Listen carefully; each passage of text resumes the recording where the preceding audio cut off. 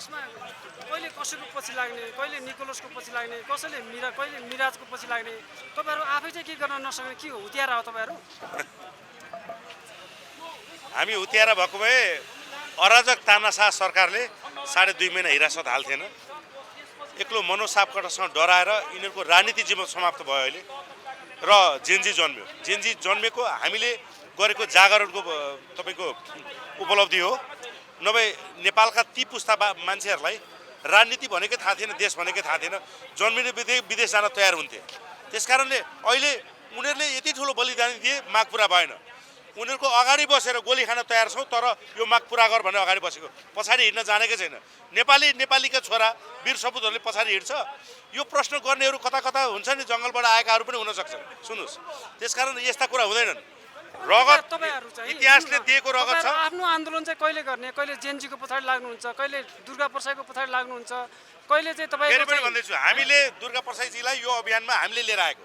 उनीहरू हिजो तपाईँकै अब तपाईँकै तपाईँको प्रश्न गराइ हेर्दाखेरि सायद सेम कित्ताको त्यही लाइनमा हुनुहुन्थ्यो, माओवादी हुनुहुन्थ्यो हो। हामी 20 वर्षदेखि के छौँ, राजा चाहिन्छ भनिरहेछौँ हो। यो देशको असली सुन्नुहोस् न, असली अभिभावक खोज्दैछौँ हो। त्यसकारणले हामीले हाम्रो मुद्दामा उनलाई ल्याएको, ढुकाउनुहोस् प्रचण्ड पनि आउँछन्, ल्याउँछौँ, उनलाई हामी कन्भिन्स गर्छौँ। हजुर, तपाईँहरूको आफ्नो एजेन्डा चाहिँ के हो कि अरूको एजेन्डा? यदि प्रचण्डले देश बनाइदिएको भए प्रचण्डलाई अगाडि राखेर भित्र लान म आग्रह गर्छु। सुन्नुहोस् न, गाली नगरेर राजनीति गर्नु। अरे यिनीहरूले राम्रो गरिदिएको भए राजाको फागुन 6 गते सम्बोधन आउँथेन, बुझ्नुभयो नि? सम्बोधन आउँथेन, चिन्तित भएर फागुन 25 गतेको त्यो भेल हुन्थेन। त्योसँग तर्सेर यिनीहरूले घटाएका घटनाहरू हो। जनता त सबै राजावादी भए। अब हाम्रो खैरत छैन, देश लुट्यौँ। सुन्नुहोस्, एमसीसी पास गरायौँ, महाकाली बेच्यौँ, सुस्ता बेच्यौँ, होइन? यति ओम्नी गिरीबन्धु काण्ड गरायौँ, नेपाललाई भुटानी बनाएर बेच्यौँ। अब हामीलाई जनताले मार्छन् भनेर यिनीहरूले घटाएको घटनाहरू हो। आज सुशीला कार्की त बनिन्, अनुहार फरक आयो। तपाईँहरूले भ्रम महाकाली सुस्ताका कुरा गर्नुहुन्छ, लालमोहर लगाउने त त्यही राजा होइन? गलत कुरा हो। तपाईँहरू त्यही त यो कम्युनिस्ट भनाउँदाहरूलाई अनि यो माओवादीहरूले, यो एमाले कम्युनिस्ट भनाउँदाहरूले भेडो बनाउँछ। सुन्नुहोस्, कार्यकर्तालाई यस्तो भेडो बनाउँछ कि उसले हगै भन्यो भने मिठो छ भनेर खान्छ। ध्यान दिनुहोस् यहाँ, म तपाईँलाई नो, यो हुनै सक्दैन। मेरो कुरा सुन्नुहोस्, कुरा के हो भने नि, तपाईँले 3 चोटि मुद्दा लानुभयो।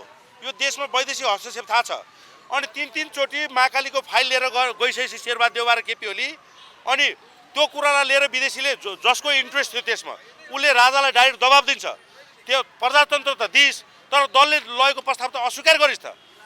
2057 सालमा नागरिक विधेयक अस्वीकार गरेकै कारणले राजाको सिङ्गो वंशनाश भयो। यो त इतिहास त तपाईँ बिर्सिनुहुन्न नि। राजा कहाँ जानुभएको छ र? राजा कहाँ जानुभएको छ? सुन्नुहोस्, सामान्य मान्छे भएर भएछन्, राजनीति गरिरहेका छैनन्, तर पनि तपाईँले राजाकै प्रश्न किन सोध्नुभयो भन्दा तपाईँको मुटुमा पनि राजा छ। सुन्नुभयो? त्यस कारणले म सबैलाई के आग्रह गर्छु भने, सुन्नुहोस्, मेरो लागि राजा चाहिएको होइन, राजाको लागि पनि राजा चाहिएको होइन। यो देशमा 104 वर्ष राणाहरूले जाने राणा शासन लगाए, शासन गरे, तर खोपीमा भयो भने राजा राखे राष्ट्र प्रमुखको रूपमा। सुन्नु, बोल्न दिन्न। पछाडि पत्रकार सम्मेलन गरेर जनताको नासो जनतालाई भनेर राजाले सुम्पेको होइनन्। तपाईँलाई होलेरीमा तपाईँका सारा नेतालाई जीवनदान दिएको होइन राजाले? बढारेको भए तपाईँको घर जल्यो, नेताको घर जल्यो, राष्ट्रपतिको घर जल्यो, प्रधानमन्त्रीको सबै घर जल्यो, कार्यालय जल्यो, राजाको किन जलेन? जनताले कसलाई बढारे? त्यसको उत्तर दिनुहोस्। जनताले देशद्रोही राष्ट्रघाती नेताहरू, हत्याराहरू, सुन्नुहोस्, 17,000 को हत्याराहरूलाई बढारे, उसका घर जलाए। सुन्नुहोस्, जल्दै गर्दा पनि त्यहाँ उसको घरमा प्रमाण भेट्यो, पैसा सहितको नोट। बुझ्नुभयो नि?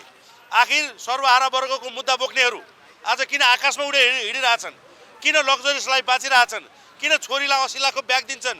किन आफू 2 लाखको जुत्ता लगाउँछन्? कानको जाली फुट्ने गरी हान्नु पर्दैन? सर्वहारा वर्गको मुद्दा बोक्यो, कसैले बोक्यो? खान नपाउने केपी ओलीको आज, सुन्नुहोस् न, खान नपाउने केपी ओलीको आज कुटी देख्नु भएको छ? त्यो कुटी मान्छेको कल्पना हो, त्यसरी बसिरहेछ। एक साथ 3 ठाउँमा उसले घर बनाइरहेछ। फेरि कहाँबाट आयो पैसा? कति हो प्रधानमन्त्रीको तलब? सुन्नु न, तपाईँहरू अरूलाई गाली गरेर कति दिन राजनीति गर्नुहुन्छ? राजाको पैसा खाएर तपाईँहरू आन्दोलन गरिराख्नु भएको छ भन्ने आरोप तपाईँले छ। सत्य तथ्य प्रश्न सोध्नुपर्छ। तपाईँलाई त गाली गरे होइन, जवाफ मात्रै फर्काएको छु। देशको मुद्दा बोक्न सम्पूर्ण पत्रकार मित्रलाई म आग्रह गर्छु। सुन्नुहोस् न, नेताहरूलाई गाली नगरेर राजनीति गर्नु अरे यिनीहरूले राम्रो गरिदिएको भए राजाको फागुन 6 गते सम्बोधन आउँथेन, बुझ्नुभयो नि? सम्बोधन आउँथेन, चिन्तित भएर फागुन 25 गतेको त्यो भेल हुन्थेन। त्योसँग तर्सेर यिनीहरूले घटाएका घटनाहरू हो। जनता त सबै राजावादी भए। अब हाम्रो खैरत छैन, देश लुट्यौँ, सुन्नुहोस्, एमसिसी पास गरायौँ, महाकाली बेच्यौँ, सुस्ता बेच्यौँ, होइन? यति ओम्नी गिरीबन्धु काण्ड गरायौँ, नेपाललाई भुटानी बनाएर बेच्यौँ। अब हामीलाई जनताले मार्छन् भनेर यिनीहरूले घटाएको घटनाहरू हो। आज सुशीला कार्की त बनिन्, अनुहार फरक आयो। तपाईँहरूले भ्रम महाकाली सुस्ताका कुरा गर्नुहुन्छ, लालमोहर लगाउने त त्यही राजा होइन र?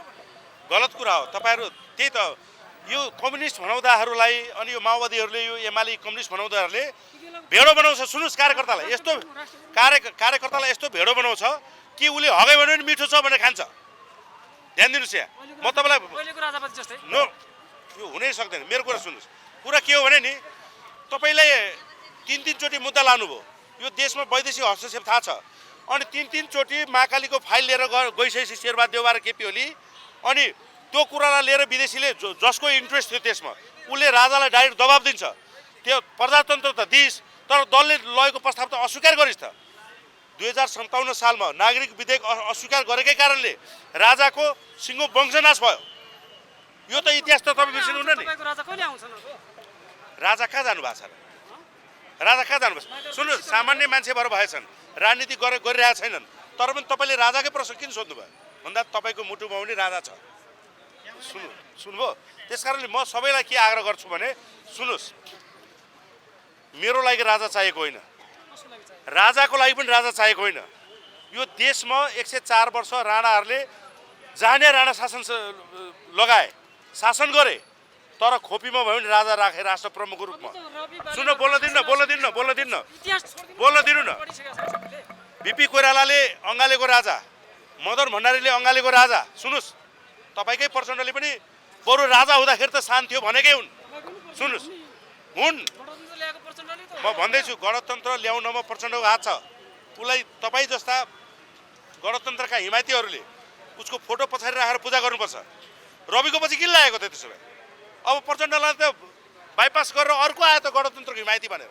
त्यस कारणले जबसम्म 2062-63 को आन्दोलनपछि 64 पछि राजा फालिसकेपछि जुन शान देखाएका थिए नि गिरिजाप्रसाद कोइरालाले, मृत्यु नर्क जाने भयो। त्यसपछिका नेताहरू शेरबहादुर देउवा, केपी ओली, प्रचण्ड लगायतका माधव नेपालहरूको अभिगत के भयो 18 वर्षमा? सुन्नुहोस्, ठिक छैन। अब रवि बालेनले यो कुरो बुझेनन् भने हिजोका जनताले 20 वर्ष कुरै नेताका घर जलाउन परिणाम के भयो? सिंहदरबार जल्यो, सर्वोच्च अदालत जल्यो, संसद भवन जल्यो, राष्ट्रपति भवन जल्यो, प्रधानमन्त्री कार्यालय जल्यो। सुन्नुहोस्, कसले जलायो भन्दा यिनीहरूले राजा खोजेनन्, त्यो रिसले जनताले जलाए। ध्यान दिनुहोस्, अब फेरि यिनीहरूले राजा खोज्दैनन् र आइएनजिओबाट फन्डेड भएर देशको असली शक्तिलाई आत्मसात गरेर बोकेर हिँडेनन् भने अबको जनताले 20 वर्ष कुर्दैनन्, 1-2 वर्षमै देखाइदिन्छन्। त्यस कारणले सचिएर यो मुद्दामा आउनुहोस्। होइन भने नि हिजो केपीको पक्षमा नि सिङ्गो देश पल्टेको थियो। प्रचण्डलाई त प्रचण्डको कहिले बोल्ला भनेर महिनौसम्म मान्छे कुरेर बस्थे। अभिगत के भयो? खाना पनि नखाइकन असली जेनजेटहरूको माग पुरा गर्नलाई माइती गर्न बसेको छ। उनलाई साथ दिन, एकबद्धता जनाउन र उनको माग पुरा गराउन हामी आएको। बालेन र रवि भनेको पनि लामो समयको लम्बी रेसका घोडा हुँदैनन् यदि उनीहरूले यो देशको असली अभिभावकको माग सम्बोधन गरेनन् भने। जय नेपाल आमा, धेरै धेरै धन्यवाद। जय राष्ट्रवाद। नेपाललाई माया गर्नु होला मित्र।